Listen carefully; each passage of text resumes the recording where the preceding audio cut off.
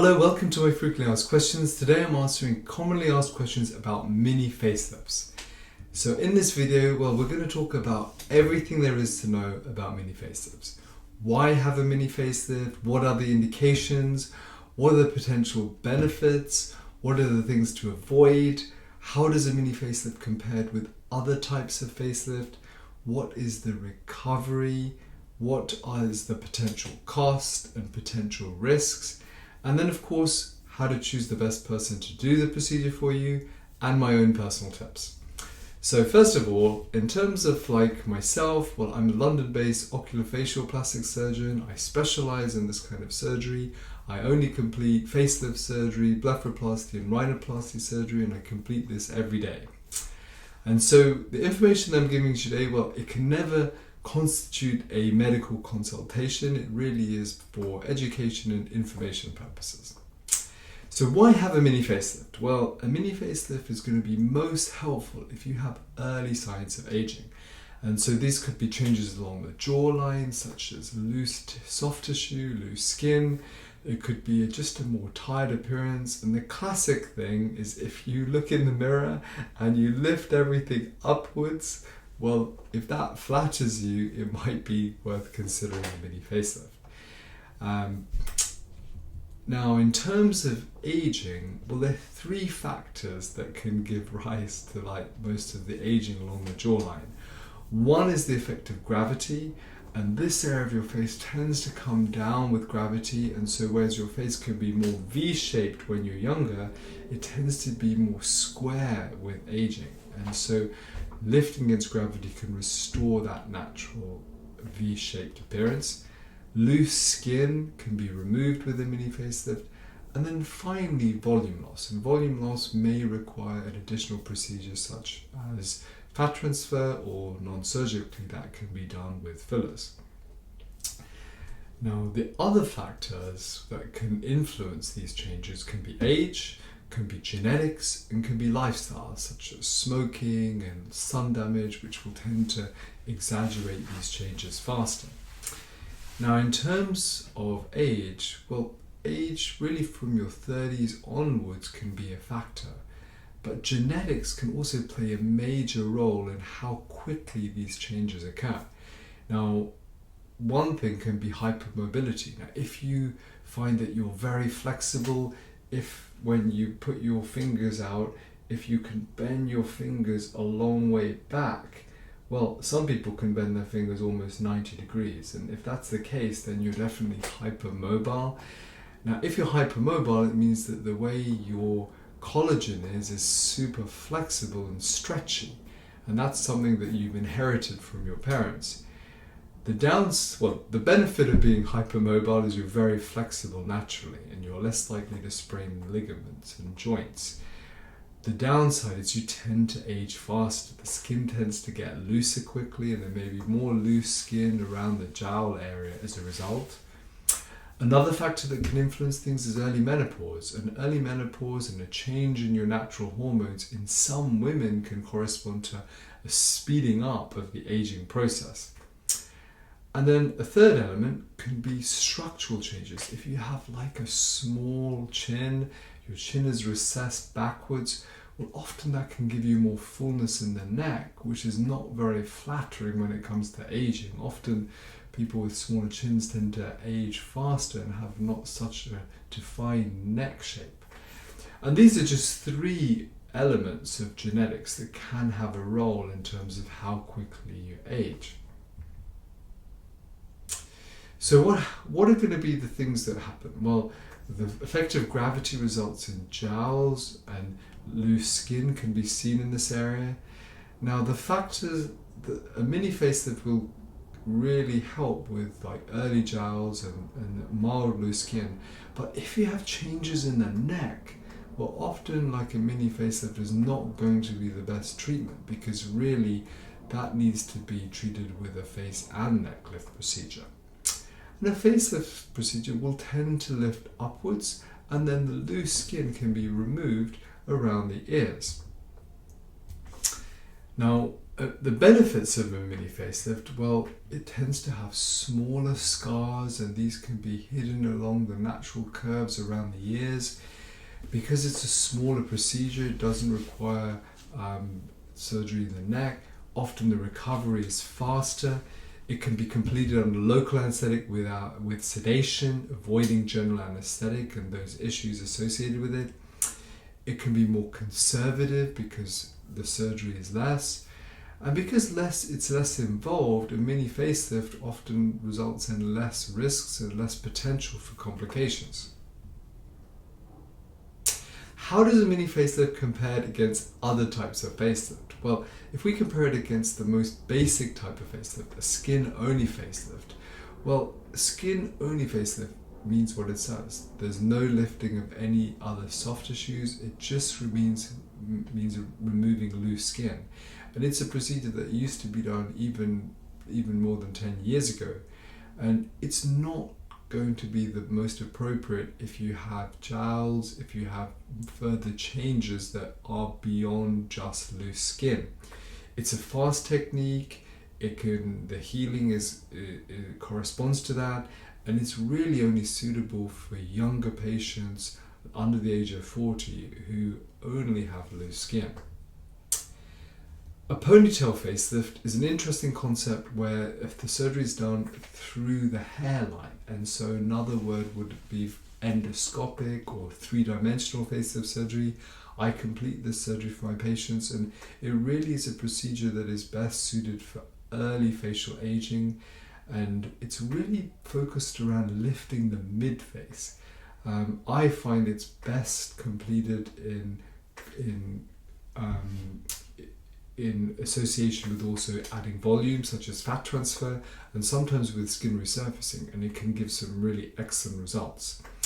One thing that limits a ponytail facelift is that because it's all with hidden scars within the hairline, well, loose skin can't be removed in the same way it can with a mini facelift procedure.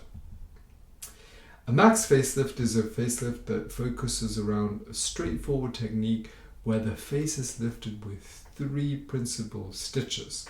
It does lift these areas, and it does result in some improvement in the neck area. However, it's a relatively basic type of facelift and doesn't give the same results as a face and neck lift procedure. How about a SMAS facelift? Well, when we're moving on to a SMAS facelift, we're really moving on to a face and neck lift procedure. Now, in a SMAS facelift, the deeper soft tissues are being lifted, i.e. the SMAS, and this results in a larger scar that is extended behind the ear, and it's associated with a longer recovery time.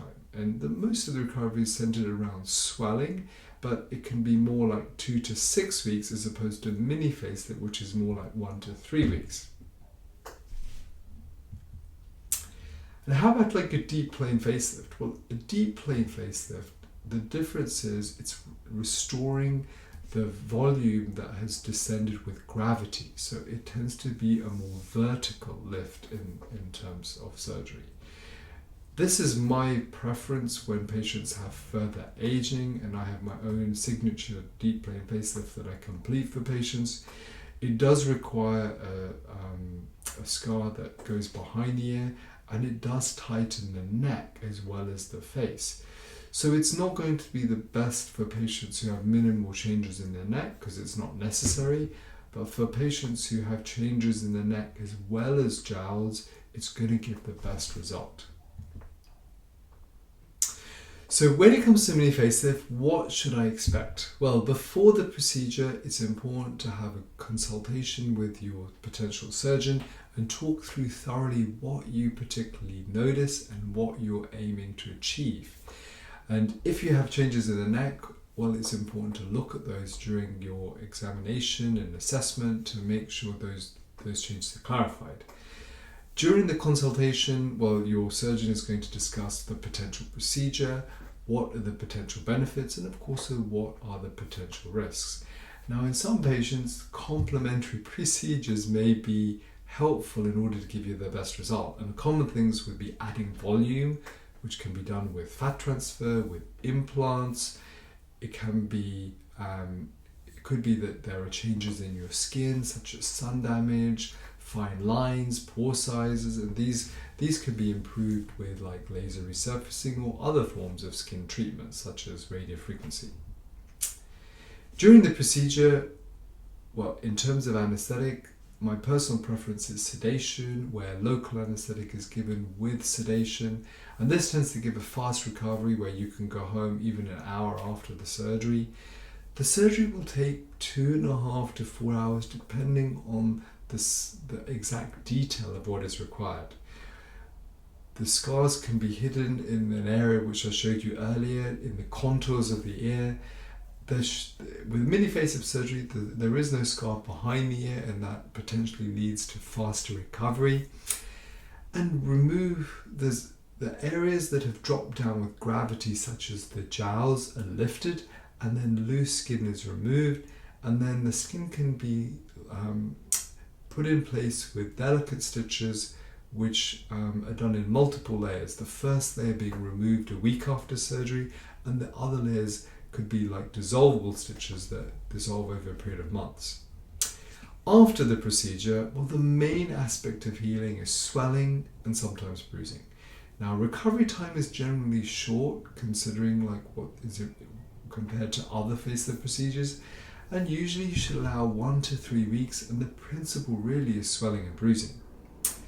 There are factors that can influence swelling and recovery, and the things that you can do to enhance recovery, and I've talked about that in a separate video. It's a good idea to have rest for at least a week where you're just recovering, reducing your kind of energy and reducing your blood pressure from going up and down, and that's really an investment in time when it comes to healing. And you really need to allow 3 weeks where you're not going to exercise, and that's going to help reduce the amount of swelling and speed up your recovery. What is the cost of mini facelift surgery? Well, in London, the cost is going to be somewhere between £10,000 to £20,000. And worldwide, in different markets, well, the cost could certainly be less than that. And of course, it can also be significantly more than that. The other factors that are going to make a difference, well, things like regulation. There's a lot of regulation in the UK, and that makes a difference. The complexity of the procedure and what is required. Other complementary procedures that are going to benefit the results from mini facelift surgery.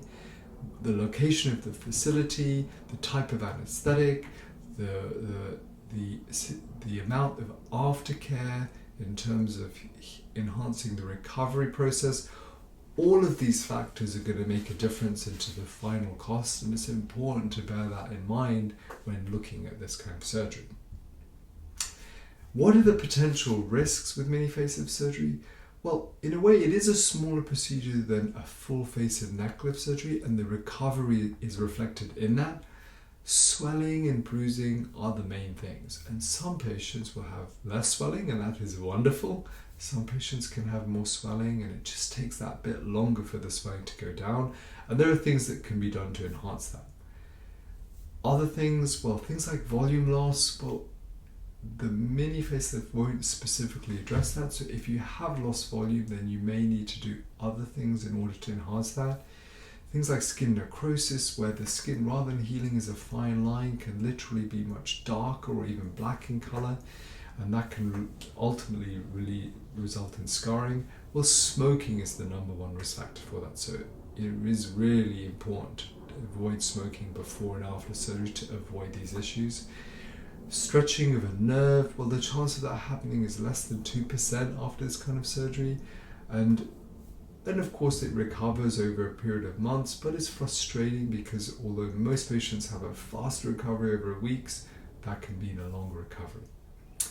Most patients having this kind of surgery have a pretty smooth journey and a fast recovery. However, rarely you can have things like infection, rarely you can have like longer recovery or more swelling. But in general, because it's a smaller procedure, the recovery is generally faster. How to pick the right facelift surgeon for you? Well, a few things to worth considering. Well, in terms of credentials, a lot is made, particularly in the US, of board certification, and that really means being specified in a specialty. You can be specified with the board of plastic surgery. You can be specified in terms of oculofacial plastic surgery and ophthalmology.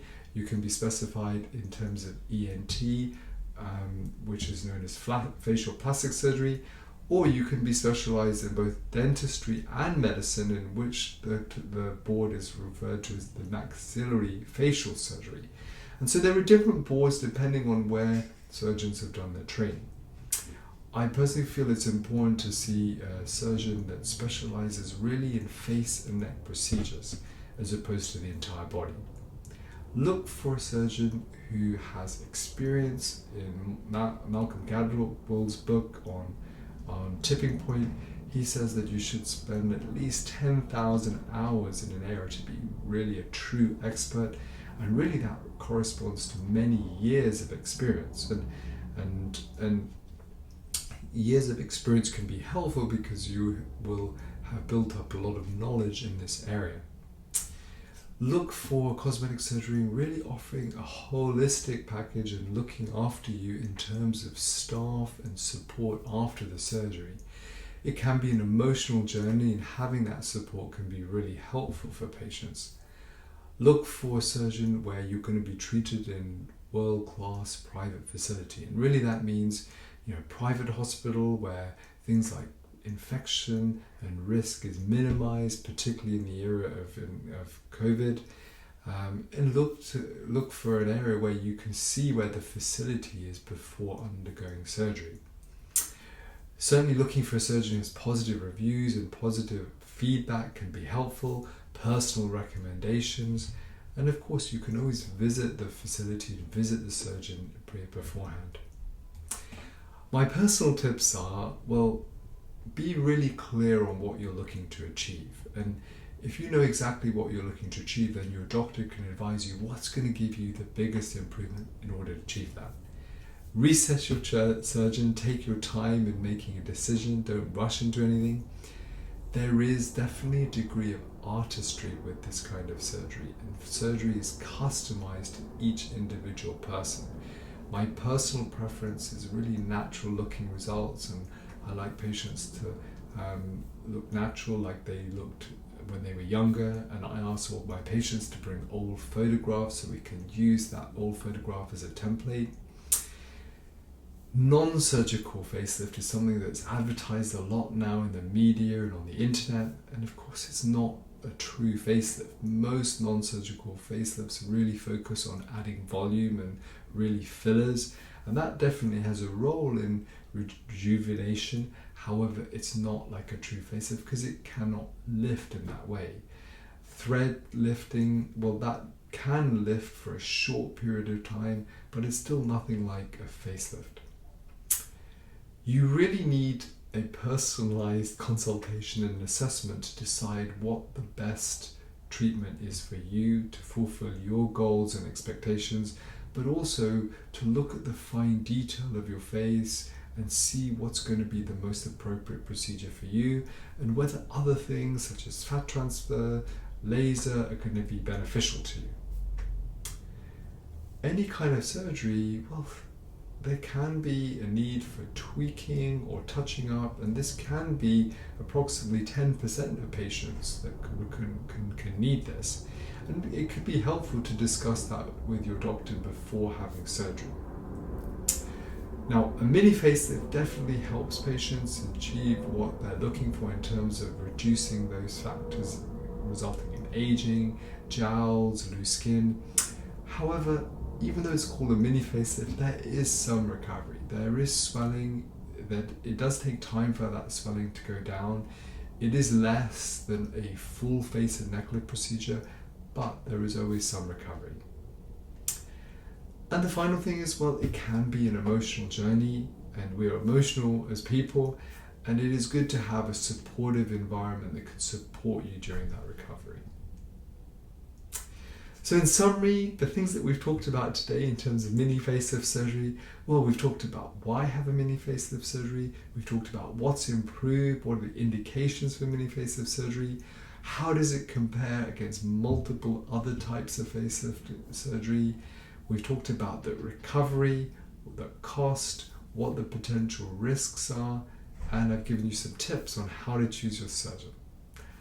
Now, I hope this information has been useful for you. If you have any further thoughts or questions you'd like to ask me, please do not hesitate to contact me either through social media or you can contact my office. Thank you for watching.